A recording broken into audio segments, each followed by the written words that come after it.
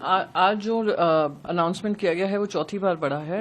जो पेट्रोल और डीजल का प्राइस है, ये वही है जो बार बार मैं कहती आई हूँ कि हमें तब तक प्राइस राइज नहीं देखा जब तक इलेक्शंस चल रहे थे। इलेक्शन का फायदा भारतीय जनता पार्टी को मिला और उसके बाद लगातार जो प्राइसेस में बढ़ोतरी हो रही है वो दिख रहा है कि किस तरीके से भारतीय जनता पार्टी ने पेट्रोल प्राइसेस को भी अपने पॉलिटिक्स से ज्वाइन कर अपनी इलेक्ट्रल आउटकम से ज्वाइन कर जो जनता पे भार बढ़ाया है वो उसके चलते काम हो रहा है। दूसरी बात, लगातार हमें ये कहा गया था, हवाला दिया गया था कि जो ऑयल कंपनीज हैं उनका बहुत ही ज्यादा नुकसान हो रहा है, लगातार नुकसान हो रहा है। एक्साइज ड्यूटी काटने के बाद भी वो लोग सारा अब्जॉर्ब कर रहे हैं।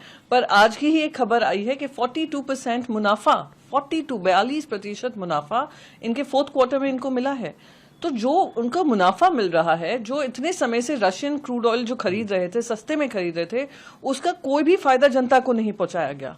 लगातार उस पर प्रॉफिट कमाया गया और अब जब जनता पे तब भार पड़ रहा है, महंगाई की मार पड़ रही है, शॉर्टेज चल रही है, तब जनता पे और ये भार डाला गया है। ये अनफॉर्चुनेट है और दिखा रहा है कि सरकार की नीति और नीयत सिर्फ इलेक्शन जीतने की है। जनता की सुविधा हो, जनता को के दिक्कतें हो, उसका कोई उनको ध्यान नहीं है। आज जो अनाउंसमेंट किया गया है वो चौथी बार बढ़ा है।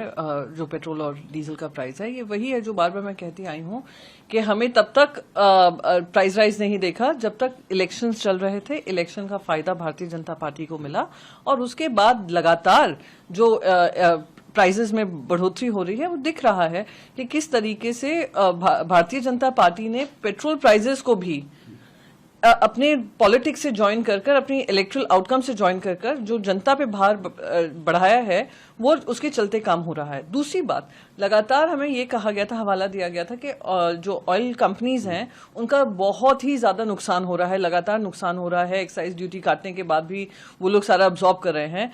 पर आज की ही एक खबर आई है कि 42% मुनाफा, 42% मुनाफा इनके फोर्थ क्वार्टर में इनको मिला है। तो जो उनका मुनाफा मिल रहा है, जो इतने समय से रशियन क्रूड ऑयल जो खरीद रहे थे, सस्ते में खरीद रहे थे, उसका कोई भी फायदा जनता को नहीं पहुंचाया गया।